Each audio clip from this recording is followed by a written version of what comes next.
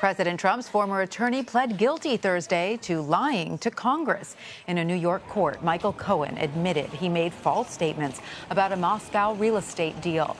The plan was pursued on behalf of then-candidate Trump during the 2016 campaign. The president insisted throughout the election he had no business dealings with Russia. However, Cohen revealed negotiations for a Trump Tower in Moscow continued until as late as June 2016. He previously told Congress the talks ended in January. Cohen also admitted he lied about never agreeing to travel to Russia and that he didn't recall having any contact with the Kremlin about the project. President Trump slammed his former fixer, calling him a liar, and had this to say about the potential business deal. He's a weak person, and what he's trying to do is get a reduced sentence. So he's lying about a project that everybody knew about. I mean, we were very open with it. We were thinking about building a building. I guess we had in a form. It was an option. I don't know what you'd call it. I decided ultimately not to do it. There would have been nothing wrong if I did do it. Cohen said he lied to be consistent with the, quote, political messaging of the Trump campaign. David Smith joins me now. He's the Washington bureau chief for The Guardian. David, great to see you. Thanks for being with us. What political ramifications does Cohen's plea pose for the president? Potentially huge. I noticed the Washington Post is carrying a column with the headline, Trump should be freaked out about right now, because this is one of the strongest signs yet that the walls are closing in with regard to the Russia investigation. It certainly makes us rethink some of the timeline. It's a clear indication that at the very moment he was campaigning to be president of the United States, Donald Trump was also pursuing business deals with Russia, which we now know, of course, interfered in that election in a way that benefited Trump and hurt Hillary Clinton. Michael Cohen also becomes just the latest in a series of figures who've been caught lying about the relationship with Russia and who've been caught up in Muellers' net. So it is a blow to the president. I think perhaps no coincidence that also today he cancelled a meeting with Vladimir Putin at the G20. He's been tweeting so much about the Mueller investigation recently. Perhaps he shares the view that we are reaching some kind of end game. And of course, this bombshell comes after he submitted those written answers to the special counsel. Now, I want to go back to Cohen because the Senate Intelligence Committee's ranking member, Mark Warner, said Thursday that Cohen needs to share more information with Congress. Do you foresee him coming back to testify? I think it's possible as a consequence of the midterm elections, where, of course, Democrats took back the House. Last year, when the House Intelligence Committee was run by Republicans, it ended up being relatively toothless, and Democrats were unhappy with its conclusions about alleged collusion with Russia. But now, of course, Democrats are running the show, and there's been talk of a so-called subpoena cannon, their ability to issue all kinds of subpoenas and launch various investigations into the White House on a variety of issues. And it's almost a case of being selective and choosing their targets carefully, but especially in the light of Michael Cohen today and other incidents, one assumes that Russia will be a very high priority for them, running alongside the Mueller investigation. And David, looking over to the other chamber, the House Intelligence Committee released its report on Russia meddling earlier this year. Of course, the Republican majority had found then that none of the witnesses provided evidence of collusion. But what do Thursday's developments say about the methods those lawmakers used? I think it shows there's still a long way to go, and that clearly Michael Cohen lied in his testimony. We know that now. It begs the question, who else might have lied, and what are they hiding? In recent days, we've also had the case of Paul Manafort, right, in similar circumstances.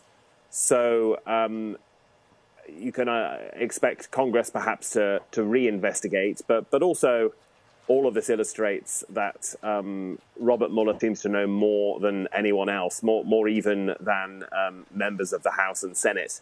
Right. And ultimately, I think his investigation is going to be the most important one. Well, and Congress will have to react to that. Absolutely. Well, you brought up Paul Manafort, and we learned this week that the president's former campaign chairman, Manafort, lied as well to Robert Mueller. He also leaked details to the White House of his interviews with the special counsel's team. Why do you think Manafort would choose to cooperate with the president over Mueller? Is he really just throwing all of his eggs in that basket for a presidential pardon? That seems a likely theory right now, not least because in a couple of interviews, Trump has certainly not ruled out the possibility of a pardon. He's asked to go off the record about it, or he's said he's not completely leaving it off the table. Manafort's shifting positions have been a constant mystery here, and as more than one person has put the question, what secret is he hiding that's so big that is worth going to jail potentially for the rest of his life for, as he's now in his late 60s. Yeah, we had a prosecutor on the show that said when so many people are lying, she said, I ask myself why. What are they hiding? It's sort of exactly the first question you think of. So, also on Thursday, the president abruptly canceled a meeting with Vladimir Putin. The two were scheduled to sit down together at the G20 summit this weekend. Do we know exactly why he called it off? Of course, ostensibly, he said it's because of Russia's latest incursion with regard to Ukraine that has been condemned by the international community, and that escalation of tensions remains unresolved. So that was the reason that Trump gave.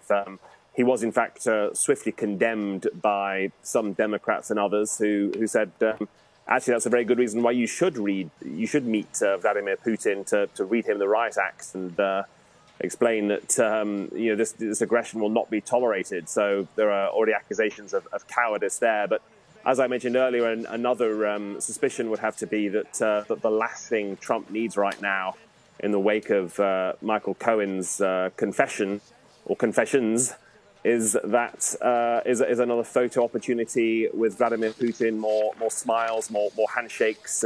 We saw it in Helsinki. I was at that press conference. We saw it also recently in Paris for the armistice centennial, the warm greeting. So it's probably wise, perhaps somebody advised Trump to give Vladimir Putin a wide berth right now when everyone back in the U.S. is talking about Russia. Right. The optics of such a meeting would probably not be in his benefit. All right. Now, switching gears, Thursday marks only 9 days until a spending bill needs to pass. President Trump is threatening to shut down the government if he doesn't get funding for his border wall. Do you think he's going to get his way, or do you think we're going to see a government shutdown? On this occasion, I suspect a shutdown will be averted, but I've long really given up the predictions game on this one. If you recall, we've had I think one full shutdown. We've had a very brief, fleeting one, and Trump seems to revel in unpredictability. In one moment, inviting in Chuck and Nancy, as he calls them, Chuck Schumer and Nancy Pelosi, to try and make deals, and then almost hours later, sort of tweeting criticism of them. Democrats are under their own pressure. Chuck Schumer faced a backlash just yesterday for offering some concessions in terms of funding, way less than Trump wanted. And as we see with the newly elected Democrats, quite some pressure from the left there not to budge an inch to Trump. So I sort of have a suspicion we won't have a shutdown, but I stand fully ready to be proved wrong on that one. Right. All right. So we're going to move on to potential 2020 presidential candidates. Democratic Senator Elizabeth Warren held a press conference regarding foreign policy Thursday. Let's take a listen to some of what she said. Around the world, democracy is under assault. Authoritarian governments are gaining power. Right-wing demagogues are gaining strength. And here at home, many American politicians seem to accept, even to embrace, politics of division and resentment. So when a senator starts talking foreign policy, you got to start thinking that she's thinking big. How might all of this be an indication that her sights are set on 2020? I was actually at that speech and just sitting a few feet away. It was mainly students in the audience, and she was very well received. And there were some applause lines, especially, as you can imagine, towards the end when she bashed Donald Trump, that she did in no uncertain terms, and said, if there's a slide towards authoritarianism, we're going to fight it all the way. She also called for troops to be pulled out of Afghanistan, and really tied domestic to foreign policy in terms of serving all Americans, not just the wealthy elite. At one point, an interviewer in that event did fleetingly hint at 2020, and Warren laughed it off and didn't say much of consequence, nor did she speak about Native American heritage, which has been an issue. But yes, in overall terms, I think absolutely this was another way of setting herself up for a run that many people expect. She referenced that she has members of her family in the military. Casually slipped in that she had been on a trip to Afghanistan not long ago. I think really burnishing her both her defence and foreign policy credentials, which are always seen as a crucial part of any presidential run. David Smith. David, always a pleasure. Thank you so much for being with us tonight. Thank you.